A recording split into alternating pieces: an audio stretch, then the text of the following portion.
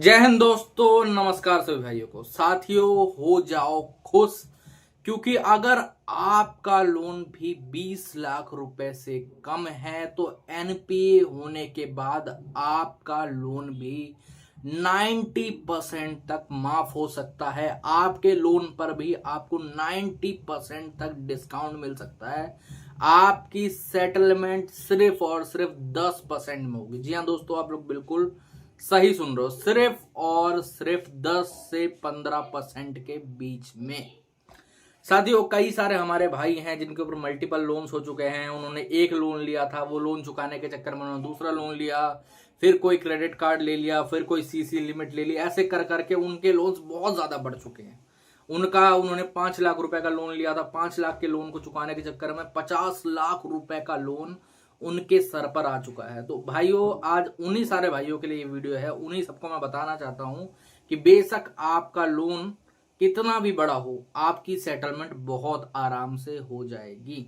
जी हाँ, अभी मैंने आप लोगों को बताया कि 20 लाख से कम लोन्स पे ज्यादा जल्दी आपकी सेटलमेंट हो जाती है। क्यों हो जाती है?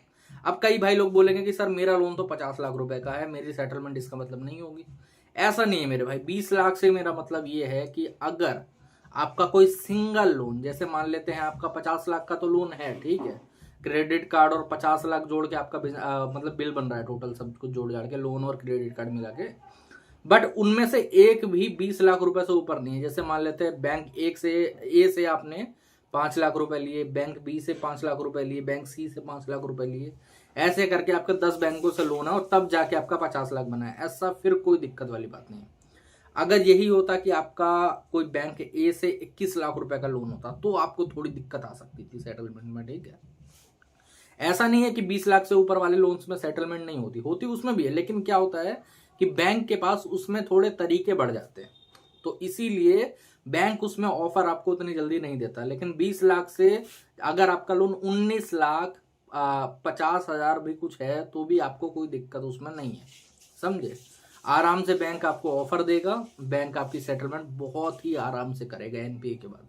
ऐसा क्यों होता है? 20 लाख ही क्यों लिमिट सेट करी गई है? पहली बात तो मैं आप लोगों को बता देना चाहता हूँ कि जो हमारे अनसिक्योर लोन रहते हैं, चाहे क्रेडिट कार्ड हो, चाहे अपना कोई सीसी लोन हो, या फिर कोई क्या कहते हैं पर्सनल लोन है, बिजनेस लोन है, जिनमें आपने कोई गारंटी प्रोवाइड नहीं कर रखी है, उसमें बैंक के पास कोई और सोल्यूशन होता नहीं है सेटलमेंट के अलावा, ठीक है। या तो वो सेटलमेंट करेंगे या तो वो लोन ऐसे ही पड़ा रहेगा। जब आपके पास पेमेंट नहीं है तो आप चुका नहीं पाओगे, सीधी सी बात है, समझ रहे हो। तो या तो वो लोन ऐसे ही पड़ा रहेगा, उसमें कुछ खास पेमेंट वगैरह होगी नहीं और उनको लॉस होता रहेगा। इसीलिए वो लोग उस लॉस को बचाने के चक्कर में कुछ भी हो 10-15%, 20% के अंदर सेटलमेंट आराम से कर लेते हैं। बस आपका टाइम पीरियड हो जाना चाहिए, आपका अकाउंट डेड होना चाहिए। अब ये डेड अकाउंट से मेरा मतलब क्या है? देखो, जैसे एनपीए होता है, कई लोगों को बताया गया होगा रिकवरी वालों के द्वारा कि आप एक ईएमआई भर दो, मैं उसके बाद आपकी सेटलमेंट करवा दूंगा, एनपीए से पहले आपकी सेटलमेंट हो जाएगी, हम लोग ऑफर निकलवा देंगे आपके लिए। ऐसा कुछ नहीं होता मेरे भाई। पहली बात तो एनपीए से पहले कोई सेटलमेंट हो ही नहीं सकती है। क्यों नहीं हो सकती? वजह ये है सिंपली कि जो एनपीए है उसी को क्राइटेरिया रखा गया है, उसी को। एनपीए का मतलब ही होता है नॉन परफॉर्मिंग एसेट, ऐसा कोई सामान जिससे किसी प्रकार का कोई पैसा रिसीव नहीं हो रहा है, वो लॉस में जा चुका है। जब वो लॉस में जा चुका है तभी बैंक सोचता है कि मैं आगे चल के इसमें अब सेटलमेंट कर लेता हूं, मेरे को सेटलमेंट करने की जरूरत पड़ेगी। जब तक वो एनपीए ही नहीं हुआ है तो ऊपर से अगर मैं कहता हूँ कितना भी बड़ा हायर अथॉरिटी हो, वो भी आपके लिए ऑफर नहीं निकाल सकता, क्योंकि बैंक आज के टाइम पे एक मैकेनिज्म पे काम कर रहा है। कोई आदमी बैठ के उसे नहीं चला रहा, वो एक मैकेनिज्म है पूरा, ठीक है। आपका डाटा जाएगा, पूरा डाटा वहां पर चेक होगा, उसके हिसाब से लोन का ऑफर भी आता है, उसी हिसाब से सेटलमेंट का ऑफर भी आता है, समझे। अब ये 20 लाख से ऊपर वाले लोन में दिक्कत क्या होती है? 20 लाख से ऊपर लोन में एक दिक्कत आ जाती है कि बैंक के पास एक एक्ट के तहत एक कानून आ जाता है। क्या आ जाता है? डीआरटी। बैंक के पास ये ऑप्शन आ जाता है कि अगर 20 लाख से जितने ऊपर के लोन रहते हैं जो कि डिफॉल्ट होते हैं, अगर 20 लाख से 10,000 रुपए नीचे भी है तो कोई दिक्कत वाली बात नहीं। कई लोग बोलते हैं कि सर मेरा 19 लाख रुपए का लोन था, बट इन लोगों ने ब्याज पेनल्टी लगा लगा के उसे 21 लाख का कर दिया है, 20 लाख का कर दिया है, तो क्या मेरा लोन डीआरटी में जाएगा? तो आपका लोन डीआरटी में नहीं जाएगा। वही पैसा काउंट होता है डीआरटी में जो कि पेनल्टी वगैरह लगने से पहले प्रिंसिपल बचा होता है वहां पर, समझ रहे हो। जैसे आपका 19 लाख रुपए बचा हुआ है आउटस्टैंडिंग, तो आपका अगर वो लोग 2 महीने बाद या 3 महीने बाद 21 लाख भी कर देते हैं ना, तो भी वो डीआरटी में नहीं जा सकता। बट हाँ, अगर आपका 20 लाख रुपए 25 लाख रुपए पहले से है, तो उनके पास ऑप्शन आ जाता है डीआरटी में जाने का। अब ये डीआरटी है क्या? डीआरटी कोई बहुत बड़ी ताकत है क्या? एक्चुअली में तो है, समझ रहे हो। डीआरटी कोर्ट के पास ये पावर है कि वो आपके अनसिक्योर लोन को भी एक तरीके से सिक्योर बना सकता है। कैसे? अगर मान लेते हैं आपने कोई 25 लाख का 30 लाख का लोन ले रखा है और बैंक डीआरटी में जाता है, वहां पर आपके ऊपर केस फाइल करता है, ठीक है, आपको समन रिसीव होता है। अब समन रिसीव होंगे तो ऐसा नहीं है कि आपको पहली डेट पे ही आपका सामान वगैरह ले लिया जाएगा या कर लिया जाएगा, ऐसा नहीं है। आपको वहां पर केस लड़वाया जाएगा, ठीक है। कई लोग मेरे को पूछते हैं सर डीआरटी में जाएगा तो मेरा तो दिक्कत हो जाएगी। तो मेरे भाई एक बात मैं बता देना चाहता हूँ, डीआरटी जा सकते हैं लेकिन वहां पर भी केस लड़ा जाता है। वहां पर अगर आप केस हारोगे तो फिर बैंक के पास पावर मतलब डीआरटी कोर्ट के पास पावर होती है कि वो आपकी जो जमीन जायदाद वगैरह होती है उसको अटैचमेंट कर सकते हैं, समझे। कई लोग इसमें एक भ्रम फैलाते हैं कि आपके जो बीवी बच्चे होंगे उनकी प्रॉपर्टी भी ले लेंगे या फिर उनके अकाउंट से पैसे ले लेंगे या आपके फादर के नाम की जमीन ले लेंगे। ऐसा नहीं है, जो आपके नाम पे, जैसे अगर मान लो आपकी जो वाइफ है वो को बोरोवर है या फिर गारंटर है तो उनको भी काउंट करा जाएगा। लेकिन अगर आप सिंगल व्यक्ति हो तो आपको काउंट ही करा जाएगा, ठीक है। अगर आपके नाम पे कोई जमीन है या फिर कुछ है तो उसको अटैचमेंट करने का प्रोसीजर बैंक करवा सकता है चाहे तो, ओके, डीआरटी के द्वारा। बट इससे बचा कैसे जा सकता है? अगर सपोज करो कि आपका कोई एक सिंगल लोन, सिंगल, टोटल की बात नहीं कर रहा मैं, ठीक है, टोटल आपका अगर 1 करोड़ भी है और वो 10-10 लाख रुपए के हिसाब से 10 बन रहा है तो भी आपको कोई दिक्कत नहीं होगी उसके अंदर, ठीक है। इससे बचा कैसे जा सकता है? इससे बचा ऐसे जा सकता है अगर आपका कोई बहुत बड़ा लोन है 20-25 लाख का। पहली बात तो देखो डीआरटी के केस इतनी जल्दी लगते नहीं है, ठीक है। मतलब ये है कि 1000-2000 केसेस में 1-2 बंदों के ऊपर केस करा जाता है, ठीक है। 1-2 बंदों पे केस क्यों करा जाता है? क्योंकि बैंक को भी दिखाना पड़ता है, बैंक को भी वो करवाना पड़ता है कि भाई साहब हम किसी के ऊपर कोई प्रोसीजर चला रहे हैं। हायर अथॉरिटी को और जो उनके इन्वेस्टर्स वगैरह होते हैं उनको जवाब देना पड़ता है उन लोगों को, समझे। तो अब इससे कैसे बचा जा सकता है? मान लो आपका 20 लाख का बन रहा है, ठीक है, तो आप एक काम करो, आप उसकी थोड़ी पेमेंट करवा दो, उसको 19 लाख के घेरे के अंदर ले आओ, ओके, या 18 लाख के अंदर ले आओ। तो उसके बाद फिर आप आगे चल के अगर डिफॉल्ट करोगे भी तो आपको इतनी कोई खास परेशानी उसके अंदर नहीं आएगी, समझे। और जिन भाइयों का पहले से ही 20 लाख के अंदर है टोटल बनना, मतलब सिंगल लोन की बात कर रहा हूँ मैं। कई लोग क्या अभी भी कंफ्यूजन में रहेंगे कि यार सर मेरा लोन तो सब जोड़ जाड़ के 25 लाख का बन रहा है। वो सब जोड़ के बन रहा है ना, सिंगल की बात कर रहा हूँ, एक सिंगल किसी बैंक से, सिंगल किसी भी बैंक से, किसी भी एनबीएफसी से, तभी वो काउंट होगा, ओके। अब अगर आपका 20 लाख से नीचे है तो आपके लिए बहुत अच्छा ऑफर है कि आप एनपीए जैसे ही होता है तो उसी के 3 या 4 महीने के बाद लमसम आपका लोन राइट ऑफ भी हो जाएगा, ओके। राइट ऑफ की सिंपल मीनिंग ये है कि बैंक ने आपका अकाउंट डेड कर दिया है, आपका जो अकाउंट है उसे अपने लेजर से ही हटा दिया है, मतलब उसे अपने बही खाते से ही हटा दिया है। वहां पर आपका लोन अब काउंट हो ही नहीं रहा है एक्चुअली में, ठीक है। तो जैसे ही आपका लोन राइट ऑफ होता है आपको बैंक को अपनी तरफ से एक सेटलमेंट रिक्वेस्ट लेटर भेजना है, ठीक है। और कई लोग बोलते हैं कि सर मैं सिर्फ मेल करूंगा तो चलेगा, ऐसा नहीं है मेरे भाई।